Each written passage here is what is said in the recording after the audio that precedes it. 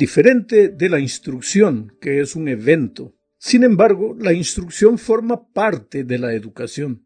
Tú instruyes, por ejemplo, en un seminario, en una clase, y ese seminario o esa clase puede formar parte del proceso educativo. Bueno, hablemos de la ley como parte del proceso educativo. Lo primero que necesitamos entender es que la ley no salva a nadie, no da vida.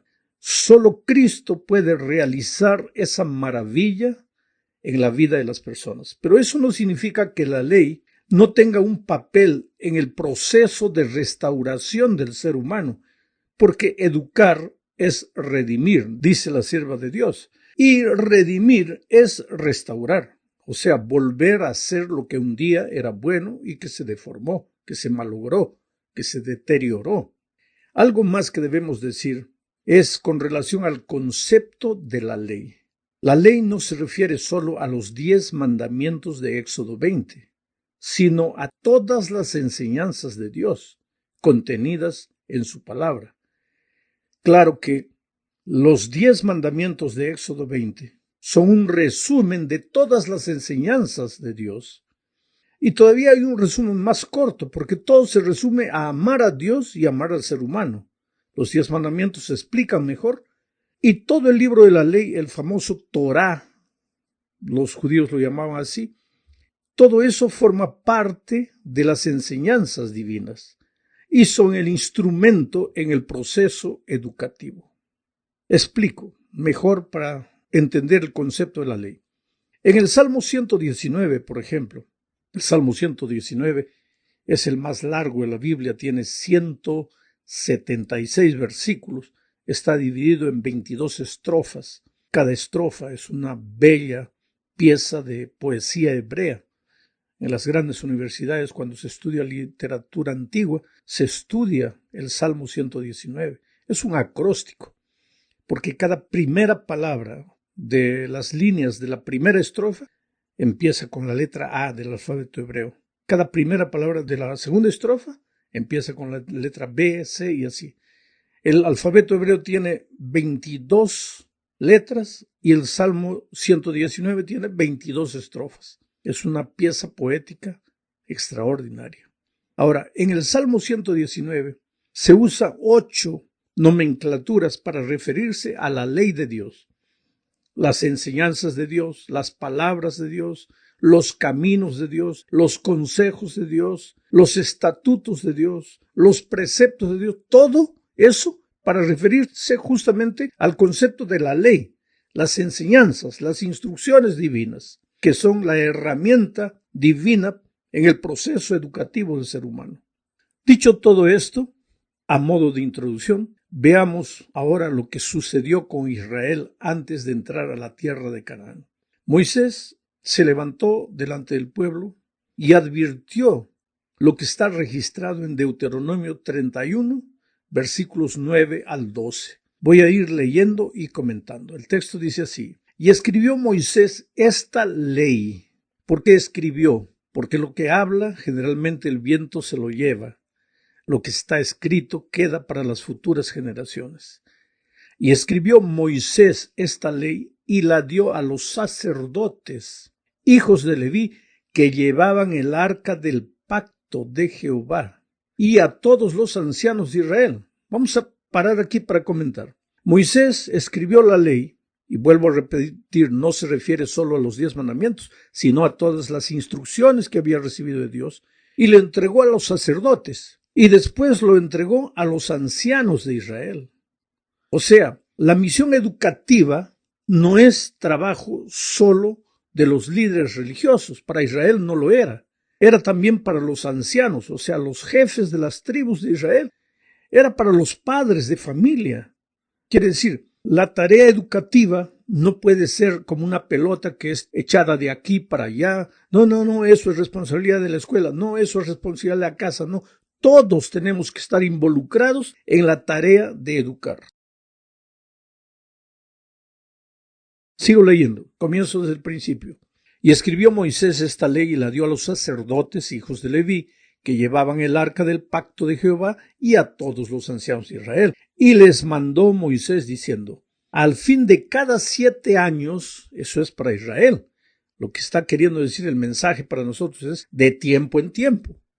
Bueno, para Israel era al fin de cada 7 años, en el año de la remisión, en la fiesta de los tabernáculos, cuando viniere todo Israel a presentarse delante de Jehová tu Dios, en el lugar que él escogiere, leerás esta ley delante de todos a oído de ellos. Primero fue escribir, ahora es de tiempo en tiempo leerás esta ley delante de todo Israel, a oídos de ellos. Dice, harás congregar al pueblo, varones, mujeres, niños, tus extranjeros, los extranjeros que estuvieren en tus ciudades.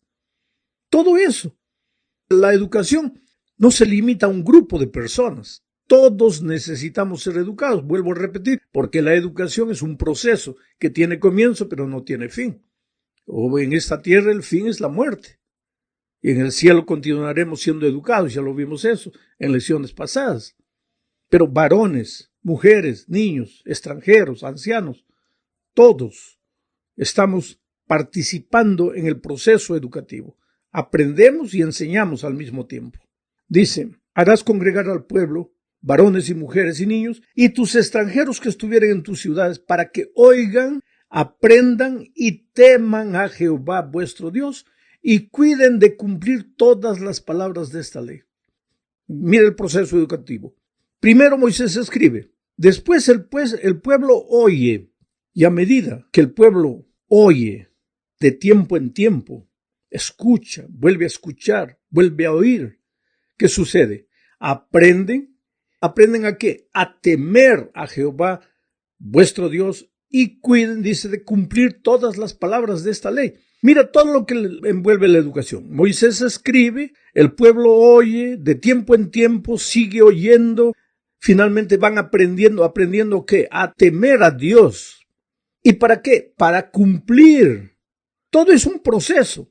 El temor de Dios no es miedo, sino que es el fruto del amor a Dios. Por eso Moisés dice, para que oigan, aprendan y teman a Dios. Y en Deuteronomio 6:5, Moisés declara, amarás a Jehová tu Dios de todo tu corazón y de toda tu alma y con todas tus fuerzas. O sea, la verdadera educación enseña a amar a Dios. ¿Para qué? Para andar en los caminos de Dios, para obedecer las instrucciones de Dios. Pero eso con todo el ser, con el corazón, con el alma, con las fuerzas. Por eso la educación cristiana es el desarrollo armonioso de las facultades físicas, mentales y espirituales del ser humano. Atiende al ser humano en su unidad completa. Ahora, solo cuando aprendemos a amar a Dios y a temerle, a andar en sus caminos, a obedecerle, entonces estaremos en condiciones de continuar avanzando en el proceso educativo. Un proceso educativo que tendrá sentido, no será vacío, hueco, no será solo teoría, sino que alcanzará al ser humano completo. En la segunda parte de este estudio hablaremos de la ley como un testigo contra nosotros. Mira, al aproximarse a la tierra prometida, Moisés dio al pueblo sus últimas recomendaciones. Y entre esas recomendaciones les dijo lo que está registrado en Deuteronomio, capítulo 31, 24 al 27. Leo. Y cuando acabó Moisés de escribir las palabras de esta ley en un libro, hasta concluirse, dio órdenes Moisés a los levitas que llevaban el arca del pacto de Jehová, diciendo, tomad este libro de la ley y ponedlo al lado del arca del pacto de Jehová vuestro Dios. Por esto es que digo que cuando hablamos de la ley en el proceso educativo, no estamos hablando solo de los 10 mandamientos, porque los 10 mandamientos estaban colocados dentro del arca del pacto. Pero aquí Moisés les da a los levitas el libro de la ley, todas las instrucciones que recibió de Dios, y los levitas tienen la orden de colocar todo ese libro al lado del arca del pacto, no dentro, porque dentro estaban los 10 mandamientos, que es el resumen de todas las instrucciones divinas. Y el texto sigue diciendo, y este libro esté allí por testigo contra ti, porque yo conozco tu rebelión y tu dura cerviz. He aquí que aún viviendo yo con vosotros hoy, sois rebeldes a Jehová, ¿cuánto más después que yo haya muerto? Ahora mi pregunta es, ¿en qué sentido la ley, las enseñanzas divinas, sus instrucciones, son un testigo contra nosotros? ¿En qué sentido? Pues en el sentido de mostrarnos el pecado, nuestro pecado, porque ¿cómo sabríamos lo que es pecado si la ley no existiera? Pablo aclara este punto al decir en Romanos 3, 19 al 23 lo siguiente. Pero sabemos que todo lo que la ley dice, lo dice a los que están bajo la ley. Entonces hay muchos cristianos que toman esta parte y dicen, bueno, pues los que están bajo la ley son los que guardan el sábado, son los que dicen que hay que seguir obedeciendo la ley, pero yo estoy bajo la gracia, yo ya no estoy bajo la ley. Pero si leemos el contexto, Pablo no está hablando de eso. ¿Quién está bajo la condenación de la ley, bajo el peso de la ley, bajo la ley? ¿Quién está? ¿El que obedece? No. Vamos a hablar solo de la ley de tránsito. Si tú respetas todas las leyes de tránsito, ¿tú estás bajo la ley? No. Tú estás feliz de la vida. ¿Quién es el que está bajo la condenación de la ley? ¿Quién es el que lleva multa? ¿A quién lo para la policía? No al obediente, sino al desobediente. Pero en ningún momento aquí se está diciendo que la ley ya no existe. Vuelvo a leer. Dice, pero sabemos que todo lo que la ley dice, lo dice a los que están bajo la ley. O sea, todos estamos obligados a cumplir la ley. Nadie está libre de la ley. ¿Y para qué la ley lo dice esto? Para que toda boca se cierre y todo el mundo quede bajo el juicio de Dios. Porque si un día vamos a ser juzgados por Dios, tendremos que ser juzgados a la norma, a la ley de una norma, a la luz de una norma, a la letra de una norma. ¿Y cuál es esa norma? La santa ley de Dios, las instrucciones divinas. Si no hay constitución, ¿cómo va a haber juicio? ¿Y cuál es la constitución divina? Los 10 eternos principios de su ley, explicados en todas las instrucciones divinas. Sigo leyendo. Ya que por las obras de la ley ningún ser humano será justificado delante de él. Aquí Pablo es claro. La ley no está ahí para justificar a nadie, ya que por las obras de la ley ningún ser humano será justificado delante de él, porque por medio de la ley es el conocimiento del pecado. La ley solo sirve para enseñarte lo que es pecado, porque ¿cómo sabrás que robar es pecado si la ley no dijera no robarás? ¿Y cómo sabrías que transgredir el sábado es pecado si la ley no dijera acuérdate del día de reposo para santificarlo? Pero sigo leyendo. Pablo dice, pero ahora, aparte de la ley está ahí para enseñar, para mostrar el pecado, pero aparte de la ley, se ha manifestado la justicia de Dios, testificada por la ley y los profetas. Aquí Pablo habla de la justicia de Dios, de la gracia de Dios, porque solo por gracia podemos ser justificados. Pero esta justicia de Dios fue testificada por la ley y por los profetas.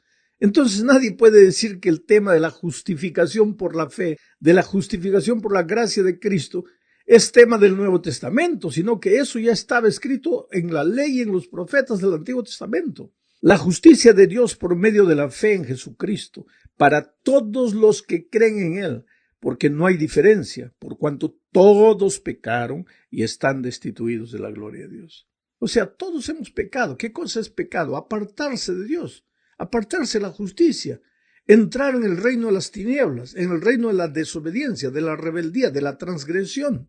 Y entonces ahí pues se degenera el hombre y necesita ser restaurado, necesita ser educado, necesita ser formado. Y Dios es el que nos educa. Pero la ley es un instrumento de educación para nosotros. Vamos al tercer punto de este estudio. Estudiaremos aquí el resultado de asimilar las enseñanzas divinas en la experiencia humana. Leamos Josué 1, 7 y 8. Dice, solamente esfuérzate y sé muy valiente para cuidar de hacer conforme a toda la ley que mi siervo Moisés te mandó. No te apartes de ella, ni a diestra ni a siniestra. ¿Para qué? Para que seas prosperado en todas las cosas que emprendas. Nunca se apartará de tu boca este libro de la ley, sino que de día y de noche meditarás en él, para que guardes y hagas conforme a todo lo que en él está escrito, porque entonces harás prosperar tu camino y todo te saldrá bien. O sea, si tú me preguntas cómo llego de Miami a Nueva York, yo te digo, sigue la 95, la carretera 95, sin parar, sí, vas a llegar. Pero tú agarras y vas, pero cuando llegas a la altura de Jacksonville, agarras la 20, vas a parar en Los Ángeles. Ahora vamos a decir, solo para ilustración, que Nueva York sea la felicidad y Los Ángeles sea la tragedia. Tú escogiste el camino, pero en un momento del camino te desviaste. No llegaste a la felicidad, llegaste a la tragedia. ¿Por qué? Porque no seguiste el camino. Esto es lo que Dios le está diciendo a Josué. Josué, este es el camino, la ley, las instrucciones divinas, las enseñanzas divinas. Sigue este camino y vas a ser próspero. Pero si tú te desvías de aquí, vas a ir a lo contrario a la prosperidad, a la tragedia, al colapso personal, familiar, financiero, en todos los sentidos. Te vas a arruinar. Entonces sigue mis instrucciones. Y es tan simple, querido. Pero cuando comenzamos a decir, no, pero ya Cristo vino, ya murió por mí, ya me salvó, ya soy solo salvo por gracia. ¿Y la ley? No, ya la ley no existe. Entonces, si no existe ley, no existe camino. Entonces, ¿cómo vas a llegar a la felicidad si no hay camino? Por eso tienes que seguir las instrucciones divinas. Entremos a la cuarta parte. Hablemos ahora del afán y las luchas de los que guardan de la ley, de los que andan en el camino. Dijo, querido, mientras andemos en el desierto de esta vida, aun si somos fieles a las instrucciones divinas, sufriremos el dolor propio de esta vida. ¿Por qué? Porque vivimos en un mundo maldito por el pecado. Infelizmente el pecado entró. Entonces sembró cardos y espinas. Hay tragedia, hay muerte, hay COVID. Hay toda la desgracia que estamos viendo. Y hay un principio bíblico. Cuando el sol sale para justos e injustos. Y cuando cae la lluvia, cae para justos e injustos. Y cuando el dolor llega para justos y para injustos. Por lo tanto, aunque tú andes en los caminos de Dios, y aunque la promesa de Dios es que el resultado será prosperidad, muchas veces mientras andes en este mundo, mientras camines en este desierto, miserable de pecado y de dolor, vas a ser tocado por el dolor, por la tragedia, pero no te vas a desesperar, porque tú sabes que aunque andes por el valle de la sombra y de la muerte, el Señor te está llevando a los pastos verdes y a las aguas tranquilas. En la epístola a los Hebreos, en el capítulo 11, versículos 13 al 16, encontramos la descripción de la vida de hombres de fe a lo largo de la historia. Leo el texto, dice, conforme a la fe, murieron todos estos. ¿Quiénes todos estos? Esos héroes bíblicos del pasado. Conforme a la fe murieron todos ellos, sin haber recibido lo prometido, sino mirándolo de lejos y creyéndolo y saludándolo y confesando que eran extranjeros y peregrinos sobre la tierra, porque lo que estos dicen claramente dan a entender que buscan una patria. Pues si hubiesen estado pensando en aquella de donde salieron, ciertamente tenían tiempo de volver, pero anhelaban una mejor, esto es, celestial, por lo cual Dios no se avergüenza de llamarse Dios de ellos, porque les ha preparado una ciudad. Oh querido, aunque tengas que sufrir y llorar en este mundo, hay una ciudad especial, de donde nunca deberíamos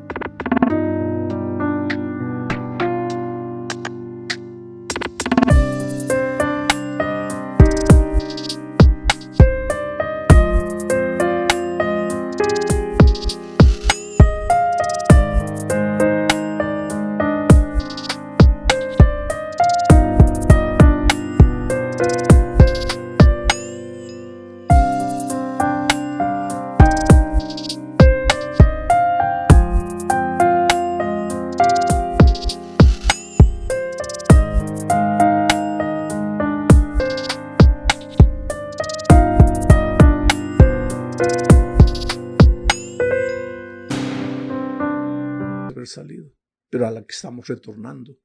¿Y cuál es el camino para llegar? Pues las instrucciones divinas, la ley de Dios. Es por eso que en el proceso educativo, no solo en la iglesia, no solo en la escuela, no solo en el hogar, sino en todo instante, en el proceso educativo, el centro, la columna vertebral, deben ser las instrucciones divinas. Vuelvo a repetir algo que ya dije en una lección anterior. Nuestras escuelas no existen solo para enseñar matemáticas, español, inglés, portugués, geografía e historia.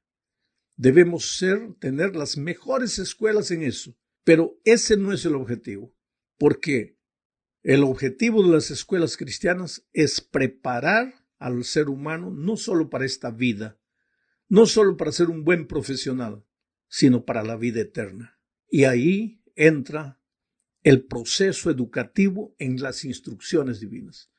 Entonces, cuando el profesor de una escuela cristiana, adventista, enseña, además de enseñar la materia que enseña, tiene que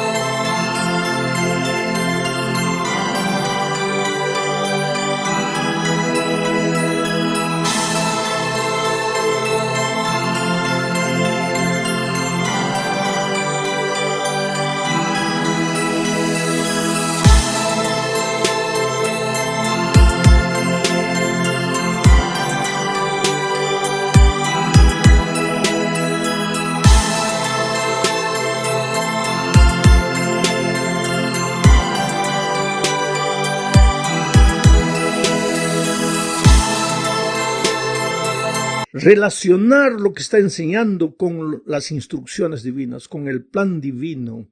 Pero el mundo que no conoce a Dios no está preocupado en eso. Por eso hay muchas escuelas donde hasta está prohibido hablar de religión. Ahora, una cosa es hacer proselitismo, lo que no debemos hacer, pero otra cosa es instruir al niño en valores y principios eternos. La moral no es lo que el hombre piensa. La moral solo puede venir para ser una moral sólida de un Dios absoluto, eterno. Por eso tenemos en cuenta los principios divinos. Ahora, lo maravilloso es que cuando tú estudias la Biblia, en la Biblia hay instrucciones sobre todas las materias de la vida. Tú puedes encontrar información para todo lo que tú enseñas, pero tienes que seguir los pasos de Jesús.